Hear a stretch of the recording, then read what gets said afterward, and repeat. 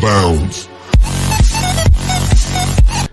Hello friends, welcome to AI World. My name is Chandramani. I am a data scientist in Vijaya Robotics. So friends, हमने previous session में देखा था arithmetic operation. So today's our topic is assignment operator. So let's begin our topic, assignment operators. Assignment operators are used in programming to assign values to variables. So assignment operators का हम use करते हैं values assign करने के लिए variables को। तो हम यहाँ पे कुछ वेरिएबल्स को हम कुछ वैल्यू असाइन करके देखेंगे। सो हमारे पास पहला असाइनमेंट ऑपरेटर है simple assignment operator. So we have some examples, x equal to 5। So x को हमने 5 असाइन कर दिया। सो जब हमें इसका वैल्यू चेक करना होगा या इसका x में क्या चीज़ें, x में प्रेजेंट क्या है हमें चेक करना होगा, तो हमें x को लिख के रन करना होगा या प्रिंट लिख के रन करना पड़ेगा इसको।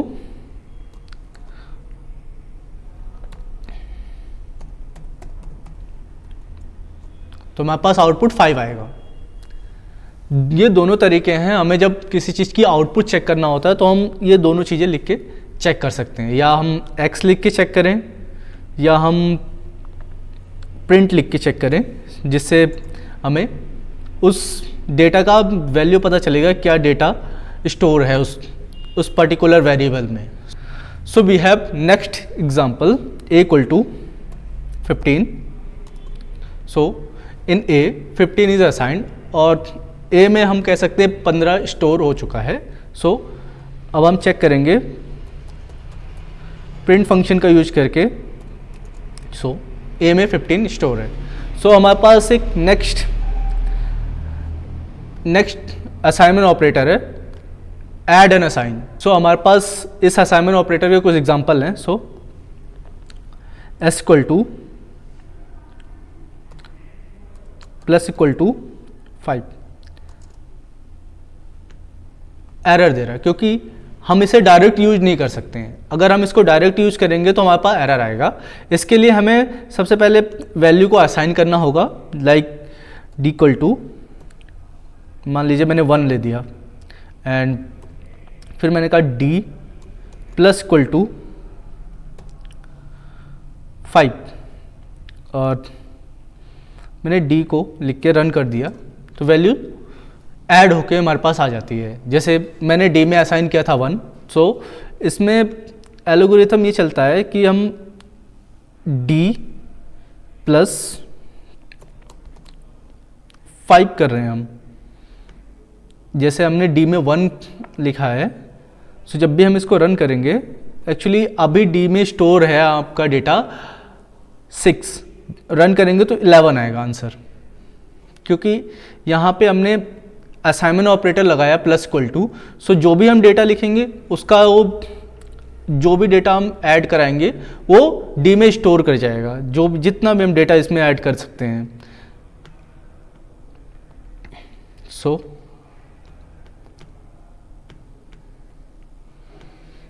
एक और एग्जांपल हम देख लेते हैं जल्दी से।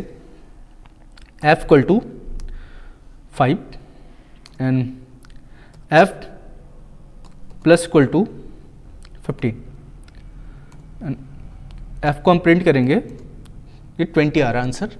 सो we have a next operator subtract and assign. हम डेटा को, किसी बड़े डेटा को माइनस करके भी असाइन कर सकते हैं। अगर प्लस करके असाइन कर सकते हैं तो माइनस करके भी असाइन करने का कुछ रूल्स होगा, तो इसमें ऐसा भी रूल्स है कि माइनस करके हम असाइन कर सकते हैं। जैसे हमारे पास एग्जांपल है a minus equal to 5। Actually हमने a को पहले ही ले लिया था, तो हम a ना लेके हम z ले लेते हैं वेरिएबल में, क्योंकि हमने वेरिएबल a पहले से असाइन कर रखा है। सो अगर हम a लेंगे तो हमारे पास डेटा रन करेगा। हमने प्रीवियसली a को हमने वेरिएबल बना चुके हैं, तो हम a को ना बना के हम z को इसलिए बनाया है। अब हमने z को वेरिएबल बनाया, तो जब हम इसको रन किए तो डायरेक्टली एरर आ रहा है। क्या आ रहा है? z is not defined. अब z को पहले तो डिफाइन करना पड़ेगा। मान लीजिए मैंने ये लिखा z इक्वल टू 1, और लिखा z माइनस इक्वल टू 5 और रन किया तो ये असाइन हो गया, बट हमारे पास डेटा प्रिंट नहीं हुआ। तो हम प्रिंट करने के लिए प्रिंट फंक्शन का यूज करेंगे, प्रिंट z। सो -4 आ रहा है क्योंकि हमने 1 में से 5 को माइनस किया, जो कि अभी z में स्टोर है। और अगर हम फर्दर इसमें माइनस करेंगे, जैसे कि z equal to z minus equal to मान लीजिए 15 मैंने ले लिया और z को हमने प्रिंट किया तो आ जाएगा हमारे पास -19, क्योंकि हम माइनस माइनस कर रहे हैं तो डेटा माइनस में ही आएगा, क्योंकि हमने लिखा है -4 -15। सो हम जब करेंगे तो -19 ही आएगा। So we have next operator multiply and assign. In this हमारा डेटा मल्टीप्लाई होगा और असाइन हो जाएगा वेरिएबल में। So we have some example, x equal टू x 2, क्योंकि हमने प्रीवियसली x को लिया था तो हमारे पास डेटा आ जाएगा, लेकिन ये असाइन हो रहा है तो अभी डेटा प्रिंट नहीं होगा। हम दोबारा से जब x लिखेंगे तो उसको रन करेंगे तो 20 आएगा, क्योंकि हमने x को यहाँ 5 असाइन कर रखा था प्रीवियसली। सो यहाँ से x की हम अगर वैल्यूज़ को कहीं भी असाइन कर दे, उस वैल्यू को हम कभी भी यूज कर सकते हैं। सो यहाँ पे एक और एग्जांपल हम ले लेते हैं, h equal to 2, h multiply equal to 9, हमारे पास 18 आ जा रहा है answer. We have next assignment operator divide and assign. So we have example. So firstly हम लेते हैं as इक्वल टू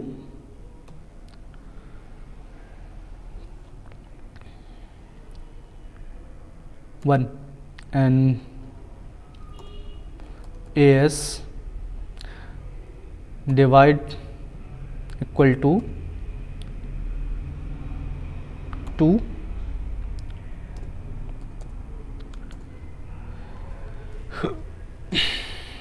ये हमारे पास सिंटेक्स एरर इसलिए आ रहा है क्योंकि हमने प्रीवियसली बताया था आपको इन वेरिएबल सेक्शन में, जिसमें हमने वेरिएबल्स के नियम्स पढ़े थे, जिसमें हम कीवर्ड को हम एज अ वेरिएबल नहीं बना सकते हैं। हमने यहाँ पे वेरिएबल कीवर्ड को बनाया, तो इसके कारण से हमारे पास एरर आ रहा है। अब अगर हम इसको सॉल्व करना चाहते हैं तो यहाँ पे हम 1 ले लेते हैं, एरर सॉल्व हो जाएगा। सो अब हम इसको रन करेंगे तो हमारे पास आंसर आएगा 0.5, जो 1 को डिवाइड करने पे, जैसे हमने कहा 1 डिवाइड बाय 2, हाफ को डिवाइड करेंगे तो 0.5 आएगा। So we have a next example, w equal to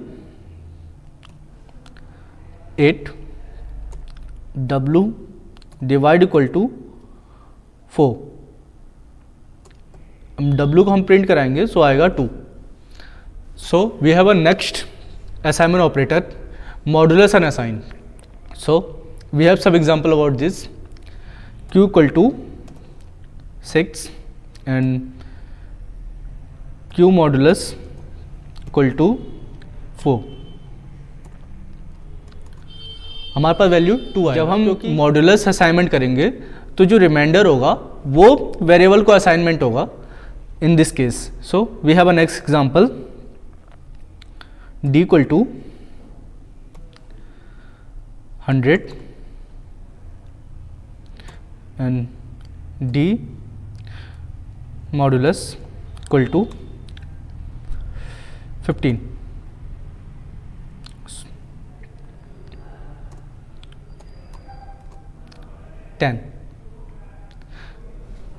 So जब हम 100 ले रहे हैं d में, सो हमारे पास अब d की वैल्यू 10 होगी, क्योंकि मॉड्यूलस हमेशा रिमाइंडर वैल्यूज़ को असाइन करता है। अभी हम अगर d को प्रिंट करेंगे कहीं भी तो 10 ही आएगा। So we have a next assignment operator exponentiation and assignment. So we have some examples. Z equal to 2, Z exponentiation equal to 5. हम J को 2 असाइन कर रहे हैं, एक्सपोनेंशिएशन 5, मतलब जो भी डेटा होगा उसका उतने टाइम मल्टीप्लिकेशन करके हमारे पास आउटपुट आएगा। जैसे कि मैंने J में असाइन किया था 2, तो 2 को हमने 5 टाइम मल्टीप्लाई करके जो भी वैल्यू आएगा वो J में असाइन होगा। जैसे हमने कहा इसमें हमने 2 को 5 टाइम मल्टीप्लाई करने को कहा, 2 इंटू 2 इंटू 2 इंटू 2, 5 टाइम हमने मल्टीप्लाई किया तो 32 आ रहा है।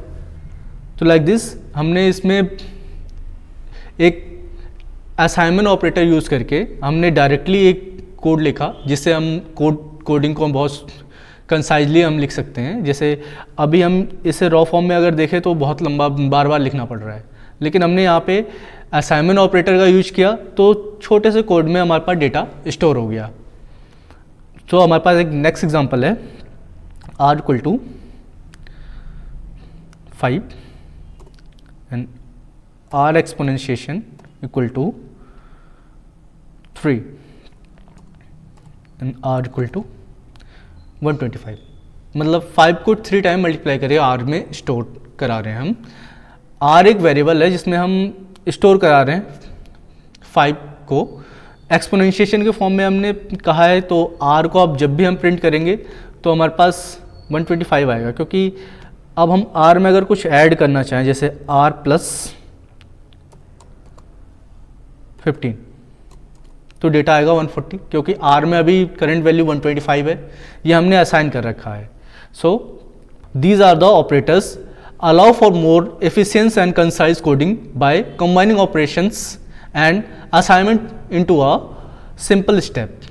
ये कुछ ऑपरेटर्स हैं जो हमें एफिशिएंटली या कंसाइजली कोड करने में मदद करते हैं, जो मल्टीपल कॉम्बिनेशन ऑफ ऑपरेटर्स का यूज करके हम एक सिंगल स्टेप में काम कर सकते हैं। अगर आपको हमारी ये वीडियो पसंद आई हो तो प्लीज़ इसको ज़्यादा से ज़्यादा शेयर करें, लाइक करें और सब्सक्राइब करना ना भूलें।